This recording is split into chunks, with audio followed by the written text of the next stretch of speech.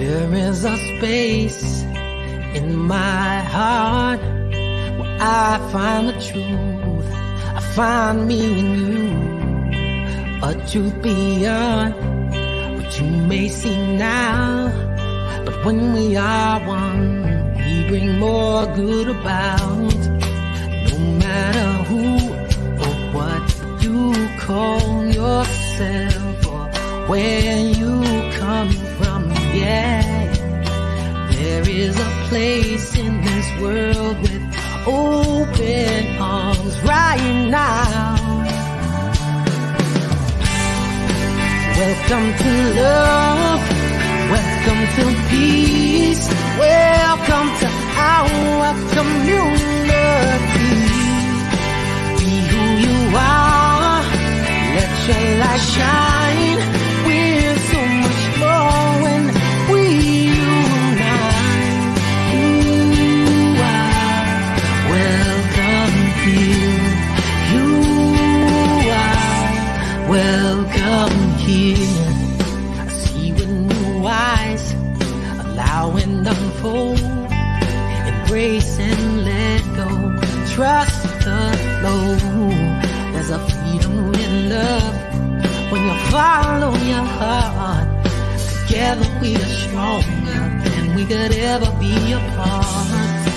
No matter who or what you call yourself or where you come from, yeah. There is a place in this world with open arms right now. Welcome to love, welcome to peace, welcome to our community. Be who you are, let your light shine. We're so much more when we unite. You are welcome here. You are welcome here. Breathe in and out. Slowly feel all that's around you. All that you feel, all that you know. Let it go. Welcome to love, welcome to peace, welcome to our community. Be who you are, let your light shine. We're so much more when we unite, yeah, when we unite, oh, we unite, yeah, yeah, when we unite, yeah, yeah, you are welcome here. Love is welcome here. Peace is welcome here. You are welcome here.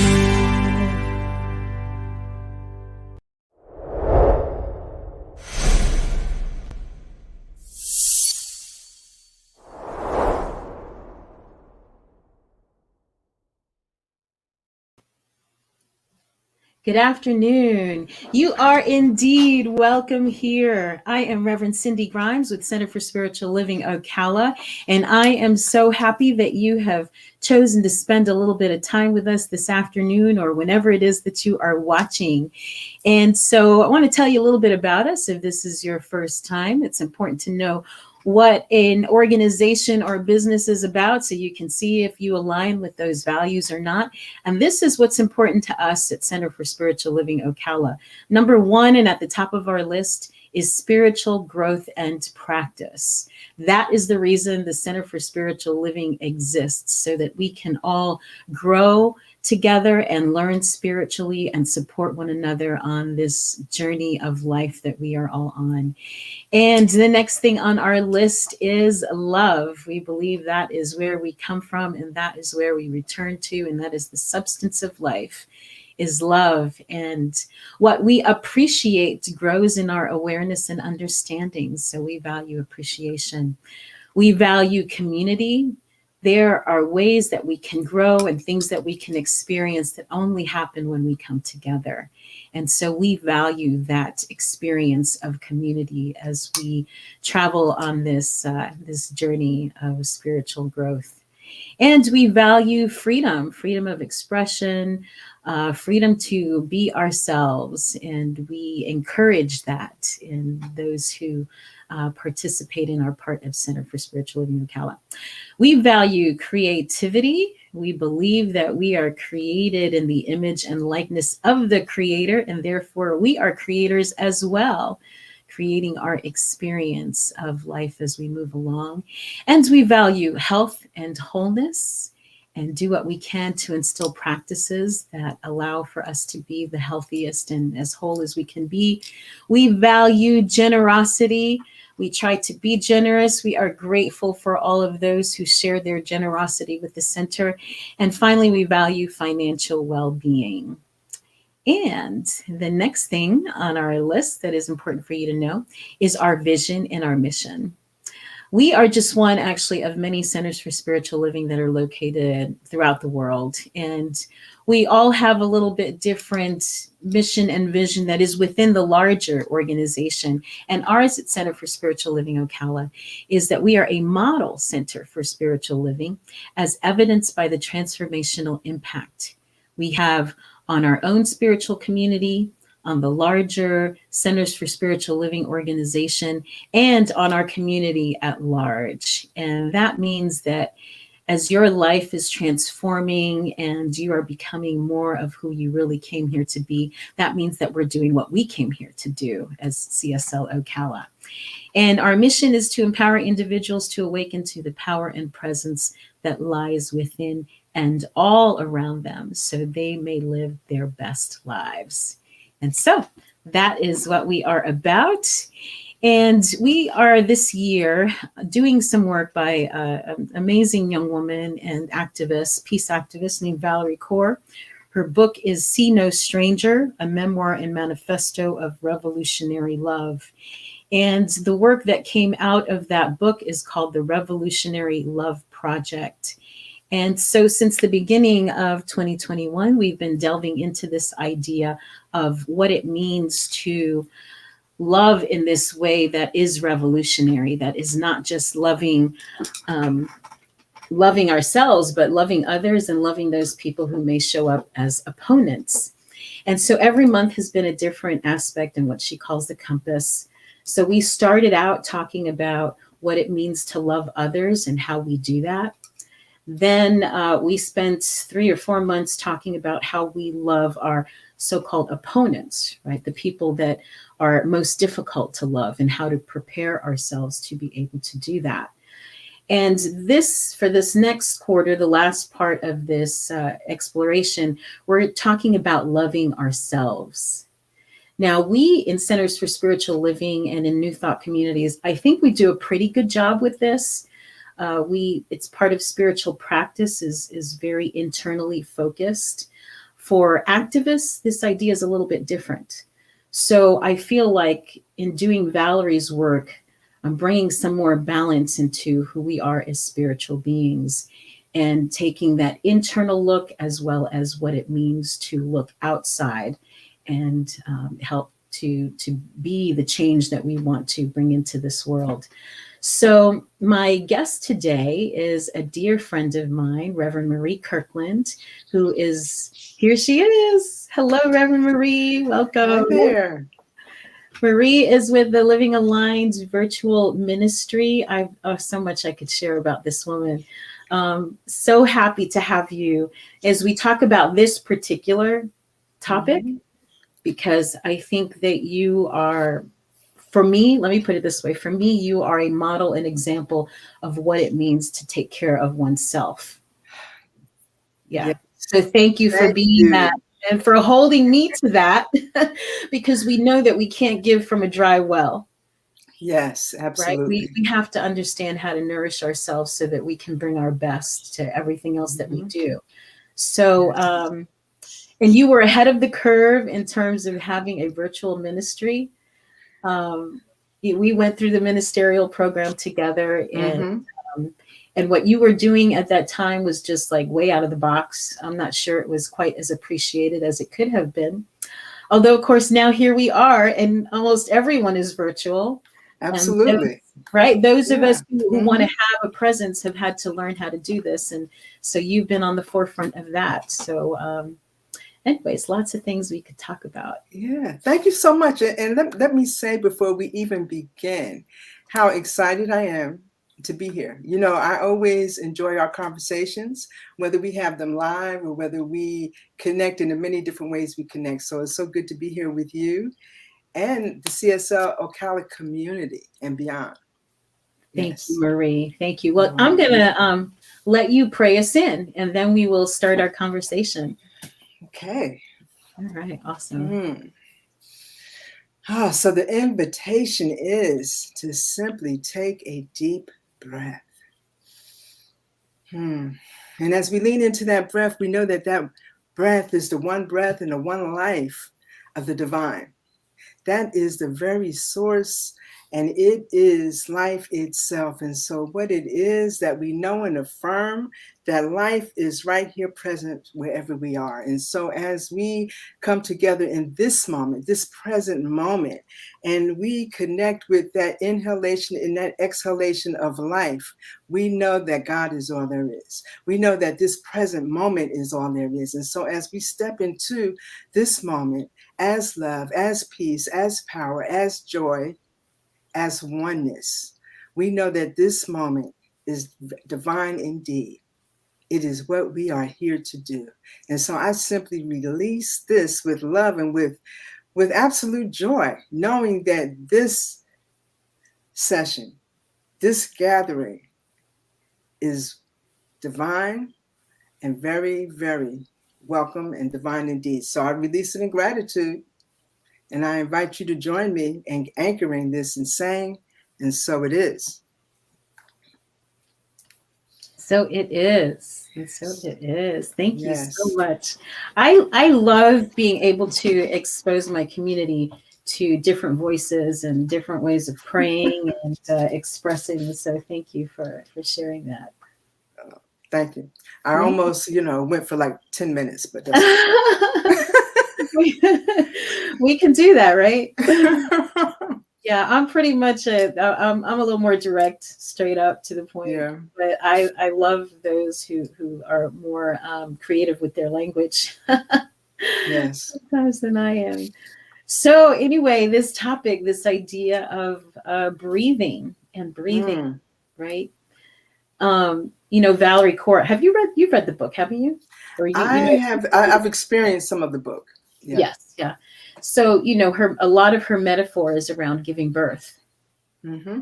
And this idea that we are in a time right now that, some people are looking at as the darkness of the tomb, right? She calls it the darkness of the womb.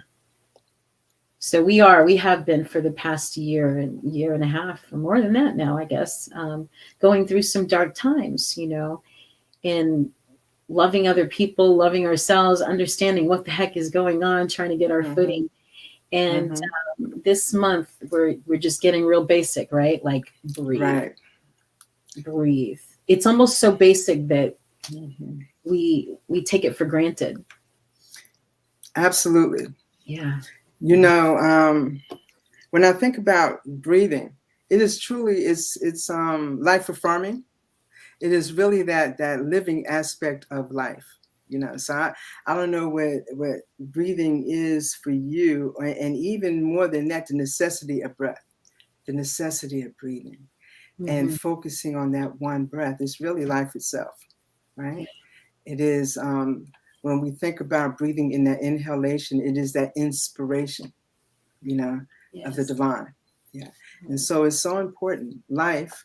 And when we are here and a person takes that last, but they expel their last breath, right?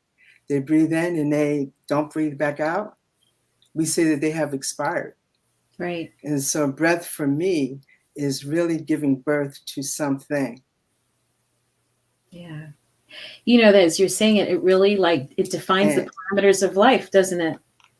okay, Right? and I'm sorry, I cannot hear you. Oh,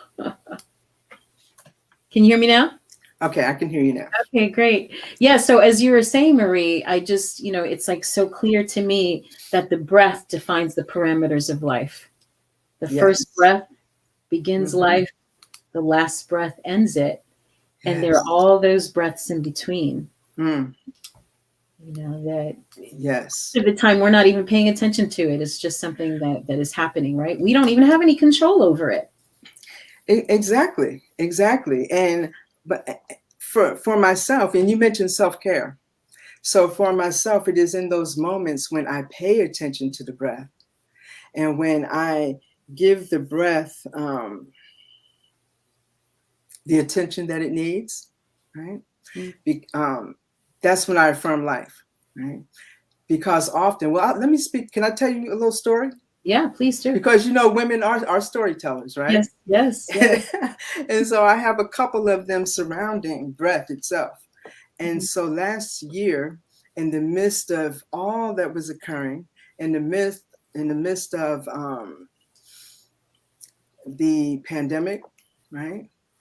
The I would say the rise of it, the fullness of it, and in the midst of social justice, there was about, or should I say injustice, there was about 2 months there where I really couldn't breathe. You know, I could not take a full breath. And breathing is something we pay more attention to when it is affected. Correct. You know, or when we are intentional, such as in meditation, right? And we are practicing conscious breathing.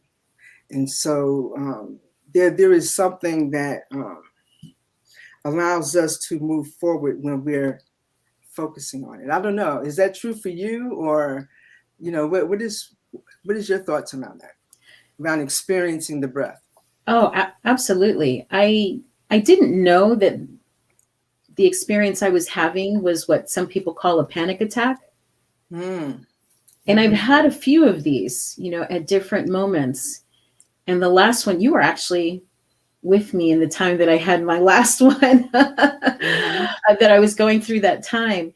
And I knew in that moment the way to bring myself back was to just breathe, to practice on my breathing.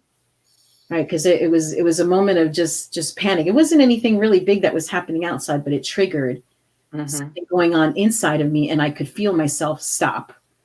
Right. You know, and almost like, you just like, oh my gosh, you don't want to breathe, you want to run, you want to hide, you want to fight, flight, freeze in a big way. And all I could do was bring myself back to just breathing, right? Just focus on the breath, and count to 4 or 5, hold it. Count again, and it's just right about getting right back to that most basic thing. Remember to breathe. Yeah, absolutely. When last year when I experienced my journey with the breath and the lack thereof, what I found myself doing is, because I realized that this was occurring physically, right? In that moment is I would be very intentional with the words I spoke, okay? And with how much I spoke, so that I'm not going to say so. Yeah, so I would just be intentional. So I knew that I can balance that, right? And what happened is that also became a practice, right? Of being intentional, not only with the words, but how many words I spoke. Yeah. So it's quite interesting. The other example, the other thing I thought about with the breath, of course, was when I had COVID. Yeah. And just knowing that the breath was key, right? Because there are so many people that are dying from this that can't breathe. So I thought, I am going to take this as an opportunity to practice my breathing and to deep breathe as much as possible to keep my lungs working and be able to expel whatever it is that, that the virus that was needing to come out. So, that was a way of using my practice, like being in the game. Yes, Right? yes. So we practice Yes. every day with meditation, that intentional breathing, so that when you're in the game of life and things get rough, right, to go back to that practice. Right. It's a way of checking in. Mm-hmm. So our breath lets us know that we're balanced, or that we are experiencing anxiety, as we just shared, right? Or experiencing tension. It is one of the ways to, it's one of our barometers, right? Yes. In our life. So it's wonderful. It's a wonderful tool to pay attention to, and the necessity of our breath. Yeah. Yeah. So how did you come to that understanding? I mean, was there an experience or a couple of experiences that kind of taught you the importance of this? The importance of the one breath? Yeah. Well, one thing that I'm very attuned to, and that I understand, is that we give birth to things. So we give birth as women, we give birth to people, right? To humans.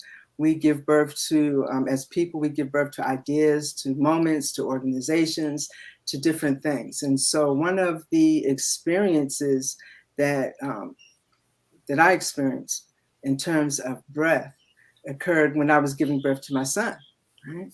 And so now, of course, this happened 30 years ago, but when I was giving birth to him, and he was ready to be here, right? When I say he was ready to arrive. And so I was in labor, and I was pushing. And the doctor, he hollered at me. He had to holler to get my attention.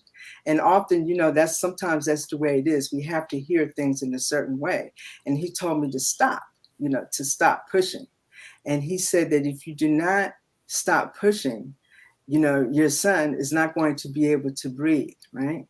And so because the umbilical cord was wrapped around his neck, right? And so in that moment, I had to almost stop breathing myself, to stop pushing, right? So that he would be able to have that breath of life for him to be in this world, And then, of course, once I pushed, he said I was able to push, and it felt like I was holding my breath and controlling my breath, for the longest time. And he came and he was born, and I heard him cry and I heard him take his first breath. To me, there is nothing more intentional than breathing and giving birth, and then hearing that breath, from your child. And then that moment came rushing back to me last year, when George Floyd took his last breath, and he called for his mother, And so we give birth to our young, and not only do we embrace their first breath, but we embrace, as mothers, as parents, we embrace their every breath. Yeah. Right?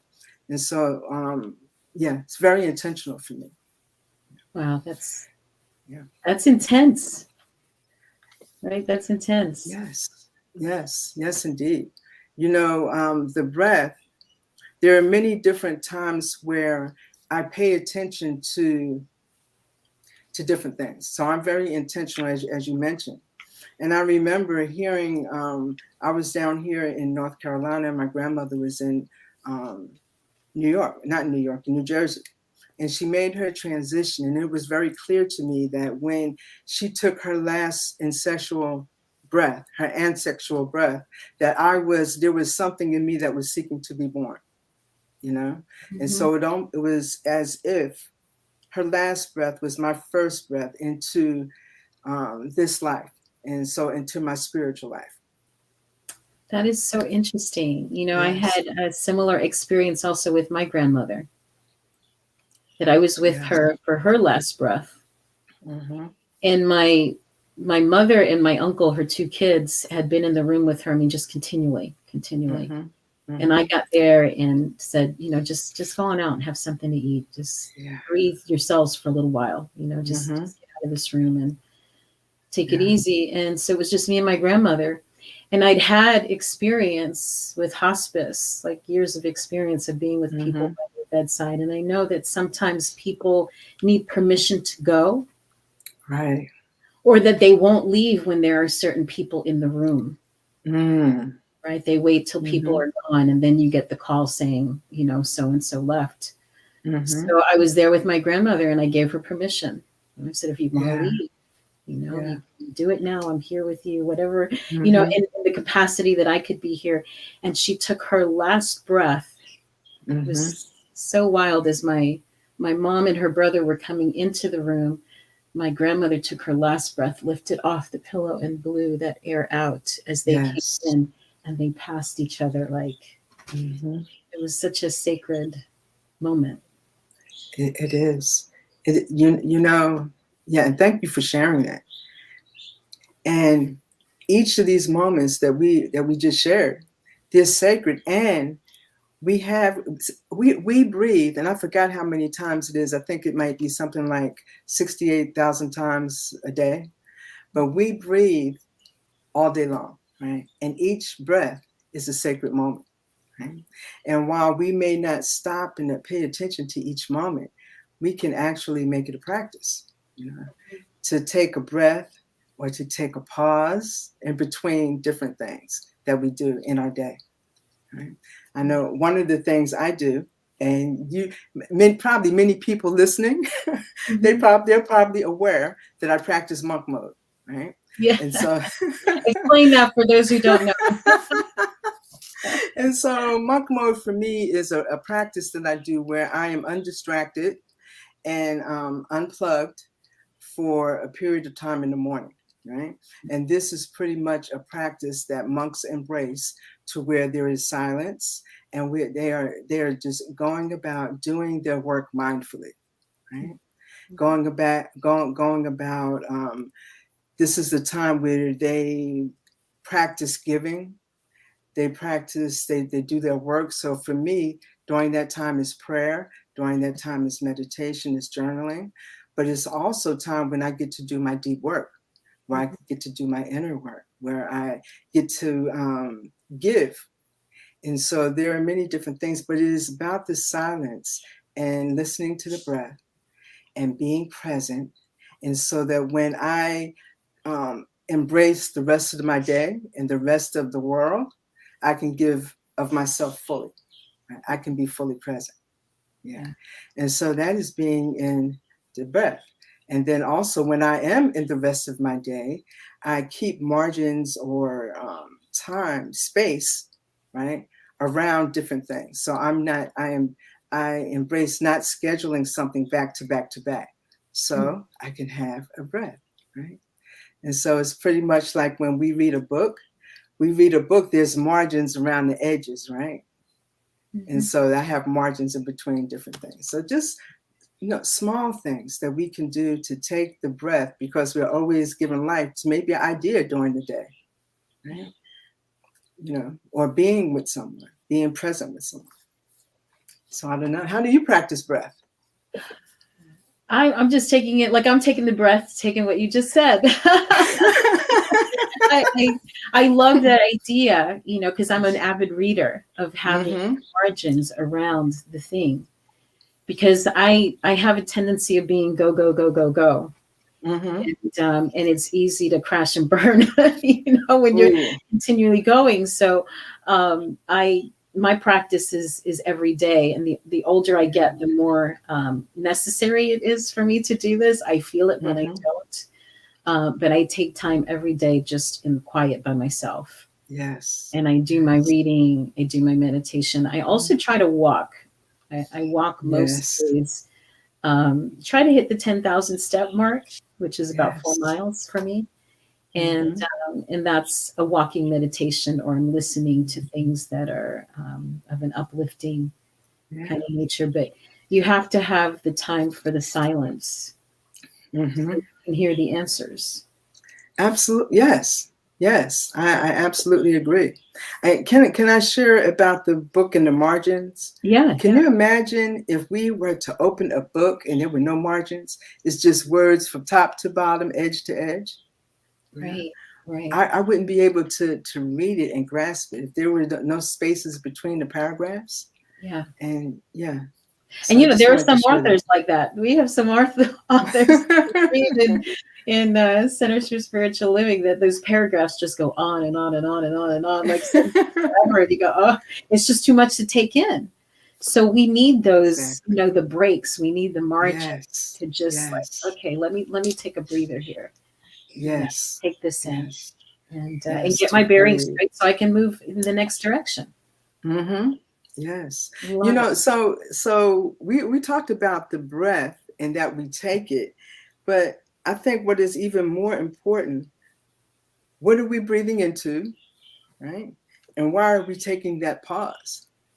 Yeah. That is just as important as breathing and adding that space. We're adding that space to do what? And so, as I mentioned, and I think you mentioned, so the time after that can be more fulfilling. I mean, there's so many different things. What are your thoughts on that? Why do we take that pause, or what are we breathing into? What are we breathing into? I think that's something that everyone answers for themselves, right? Like Yeah. to just become aware. Um, Mm-hmm.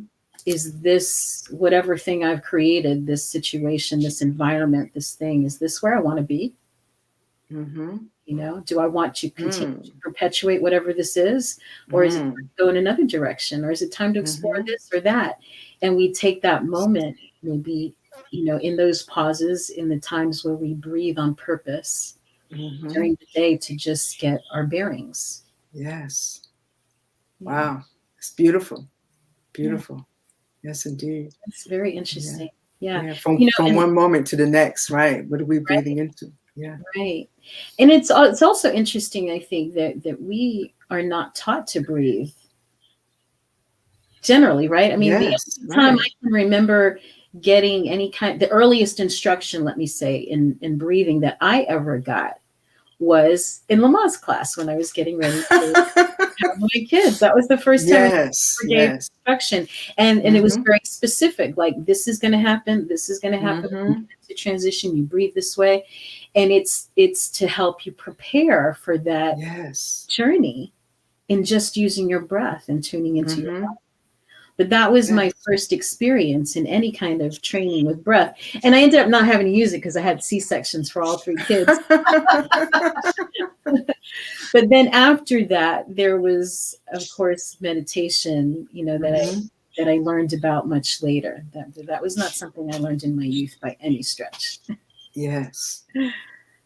Yeah. Wow. And interesting, we're talking that we did not learn that. I didn't learn it. It took me back when you mentioned Lama's class, because Hmm. I very clearly remember with my daughter, right, my firstborn, going to Lama's class.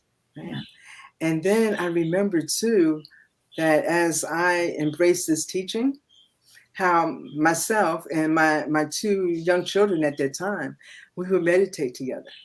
And Hmm. so then they got to learn how to breathe and how to be present and how to put space, you know, how to put space in their time. I remember picking them up from school, and my husband and I, we're retired military.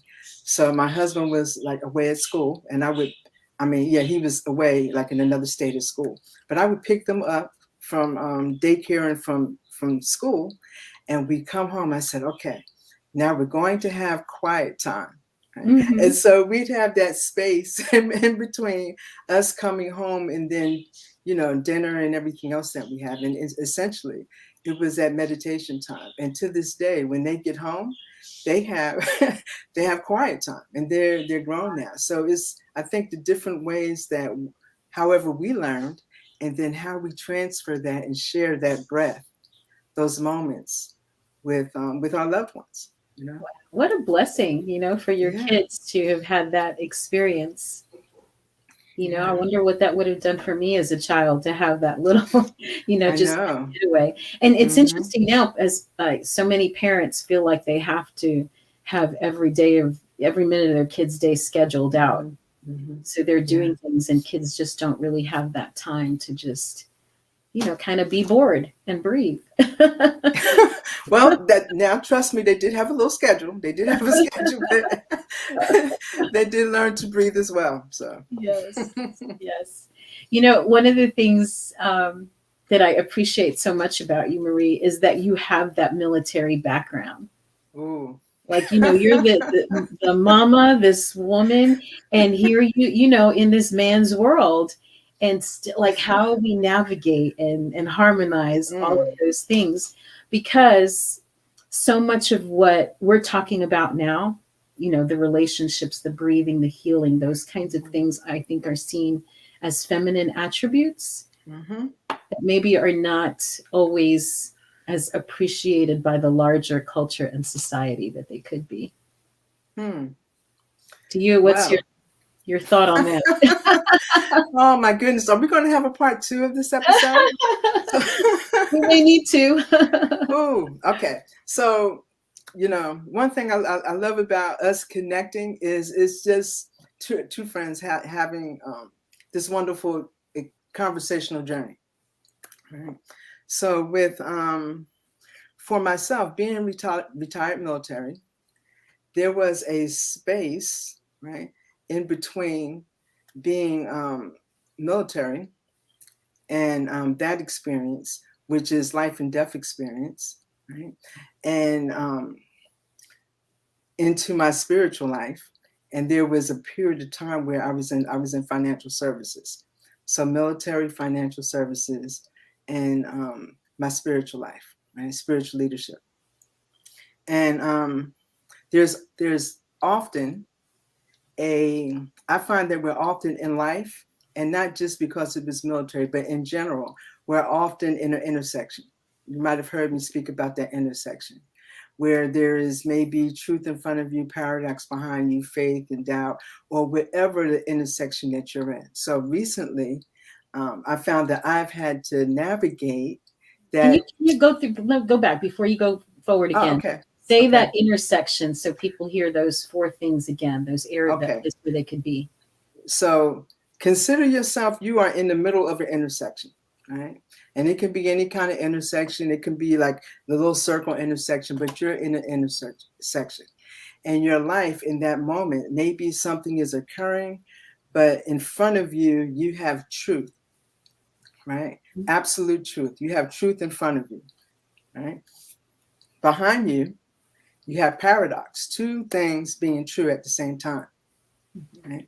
To the left of you is faith, and to the right of you is doubt, right? And so oftentimes what we have to do is to navigate that circle. We have to navigate that intersection. And the power of living aligned, right? The power of alignment is, what do we do in the middle of that intersection, right? And so oftentimes we might take a breath, right? Take a breath. We breathe, we do our inner work, right? Also, if needed, we reach out to someone for them to know something greater for us because we cannot know it for ourselves. Right? We do some more work, or we just stay still. We stand in the stillness until we know the next and right perfect step to take. And sometimes that step may be to experience, what is that paradox? What is that? What are the 2 things that are true?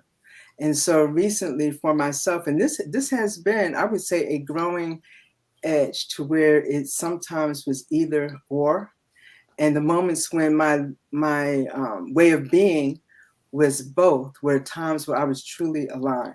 And so those ways of being that I'm talking about is my military aspect of I want to say being straightforward. You talking about Sergeant Kirkland? Is that what you? Yes. You've heard of her, right? Right. So of being Sergeant Kirkland, or being, compassionate and loving, and sometimes both are needed. Yes. And so I've sometimes tried to separate the 2, so not to be so straightforward. And what I find is to just truly be yourself, and to bring all of me into the experience and lovingly be straightforward when needed, right? And to embrace one's power. And so even though it may not just be being straightforward, it is embracing one's power with love, Mm-hmm. right? And so that is navigating and being in that intersection of finding out, okay, what is true? What work do I need to do? Where do I need to take the breath? What am I breathing into? What am I knowing? What is the paradox? You know? Yeah. So it's very interesting, and I appreciate the power of the sacred pause. Right? Hence, monk mode. So. Yes. Oh, so much good juicy stuff in there. Yeah, because the power of the pause, you know, Sergeant Kirkland might want to say something in that moment. Yes. And there's the moment of pause and breathing, right, where you can decide which way you want to express whatever it is that you need to express. Not that you can be less direct, but maybe the delivery of it. Yes. And let me say something, and people who are listening who may have been or may be currently in the military. Mm-hmm. So in the military, what you are doing is you are leading soldiers or airmen or whoever it may be. You are leading them and basically to go to war, right? Mm-hmm. And so there is there's not a lot of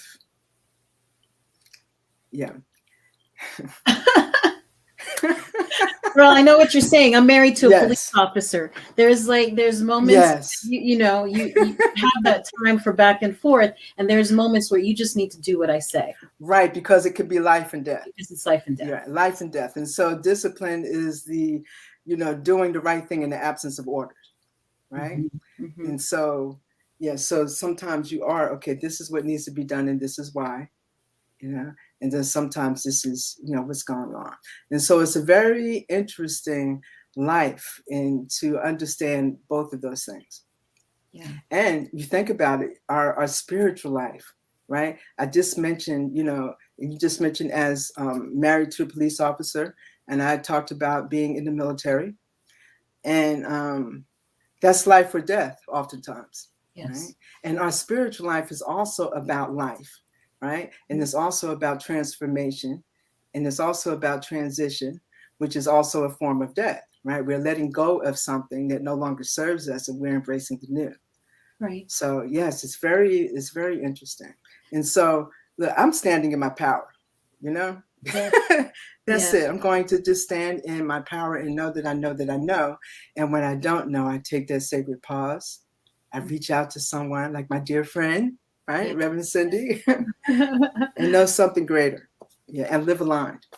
Yes, I love that, and embracing the paradox. It doesn't have to be an either or. It's not. People call these skills, this relationship stuff, and social emotional healing, and all that soft skills. Mm-hmm. And I used to really take offense to that because when people would say that to me, it was putting it down.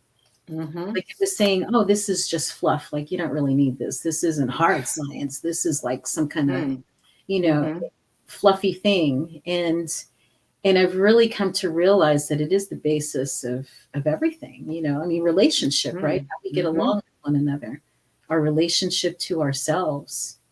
Can we have compassion for ourselves? Yes. Yes. Understanding you need to have compassion for yourself so you can have compassion for others. So there's nothing there. It is soft. But when you're hurting, when you're in pain, you sure don't want to lean on something hard. Yes. You want to have that soft place to land. And so it's not either or, it's both and. Yeah. Right? And it just is. It just is. It simply is. God is. Life is. The masculine, the feminine, the light, the dark, all of it is all part of the same experience of oneness. Yes. How we spin it. How interesting. Well, I'm thinking, I don't know where we are time-wise, but we're probably pretty close to having to wrap things up. And I think that there probably is a part 2 in here. Is there anything else that you would like to add, a takeaway for folks, in terms of understanding that necessity for breathing Mm. and making the time, knowing you're worth it? I don't know, whatever you want to say, Marie. Well, I would say definitely consider the invitation today, which is to take a moment to breathe. Not only to do it automatically, but to intentionally breathe. Because when we think about our breath, what that does is it inspires us to affirm life. Right? Mm. So the invitation is to affirm life by embracing each breath. Right? I heard a quote, and before I even tell you the quote, I think intentionally breathing, taking that pause, putting that space in our life, it makes a lot of things better. All right. Mm-hmm. We may not see it in the moment, but it makes things better, right? Later on. So I heard this quote by Tracy Ellis Ross, and she said, "Wisdom is doing the things now that make sense later." Right. Right. So doing things today that makes sense later on. So breathe today. It will make sense for you later on. Okay. So take that moment, take a deep breath, make space in your life to be intentional and to breathe. Yeah. Oh, beautiful. Thank you. Thank you. Thank you. And I want to add the idea, and this came from your sharing, Marie, that there's time to breathe and there's time to push. Right? Yes. Yes. Yes. And they're not the same. No, they're not. They're not. But one Right. needs the other. We need to Mm-hmm. know both, and we need to know ourselves and the Yeah. situation and what it's being called for. Mm-hmm. Yes. And you cannot push without the breath. You can't push without the breath. Exactly. Right. Right. And both are necessary as we give birth to whatever it is that we're here to give, right? Yes. To birth. And I think there are lots of ways that is showing up right now. New things being birthed.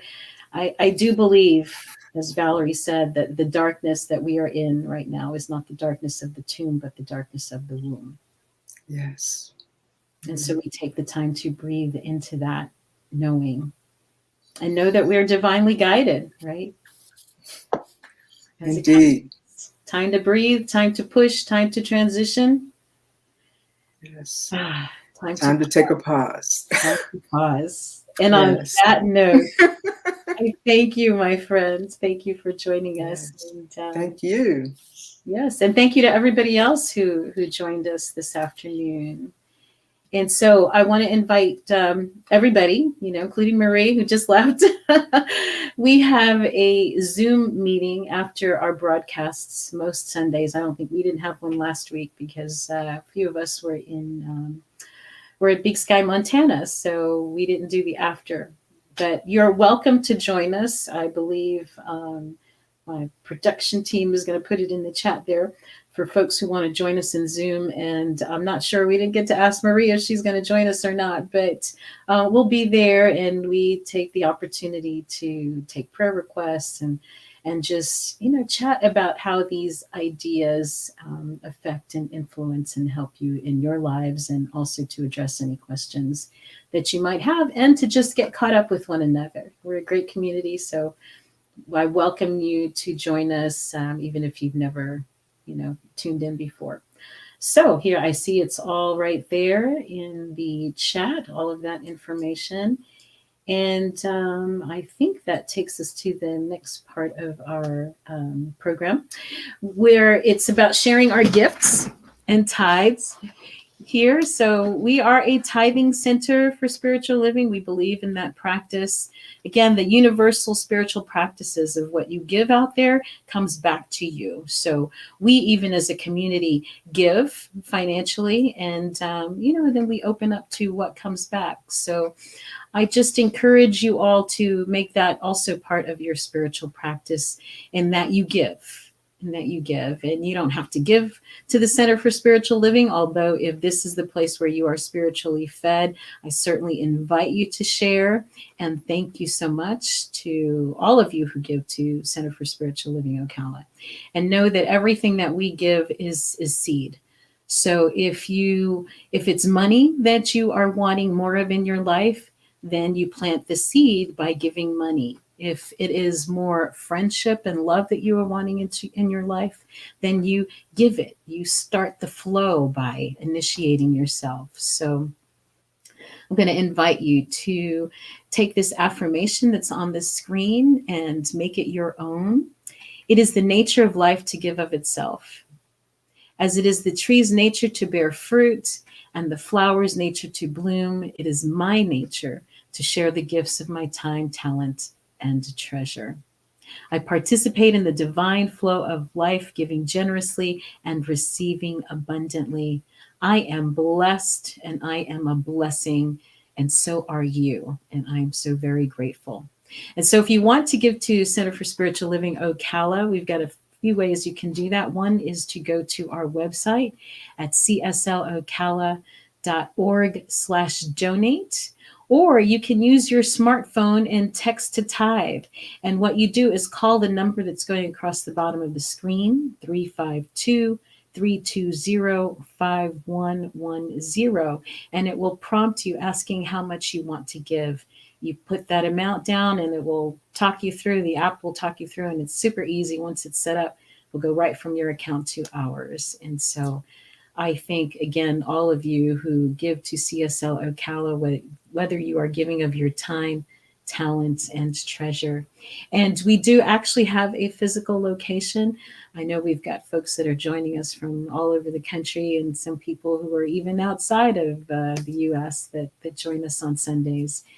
And we have a physical location, and we've got all of the bills and things that go along with that. So your support is greatly appreciated. Let's see. I think that's probably it for our closing prayer. I want to invite you all to check out our Facebook page. Big Sky was last weekend. Was that? No, it was last week. Started last weekend into this week, and I had the opportunity of speaking, and that talk is listed on our page. And what else do I want to tell you?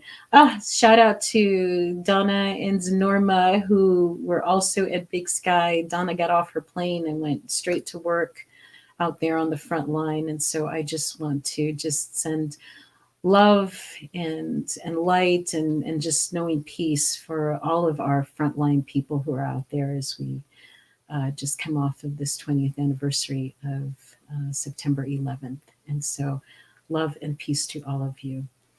And I'll close with our prayer for protection. The light of God surrounds us. The love of God enfolds us. The power of God protects us. And the presence of God watches over us. Wherever we are, wherever you are, know that God is there as well, and that all is well. And so it is. I just affirm everyone has a fabulous week. I look forward to getting together and having our next installation of breathing as spiritual practice and an act of revolutionary love for ourselves. Have a fabulous week, everyone. See you next. If I don't see you in the Zoom, we'll see you next week. Love and blessings. Take care.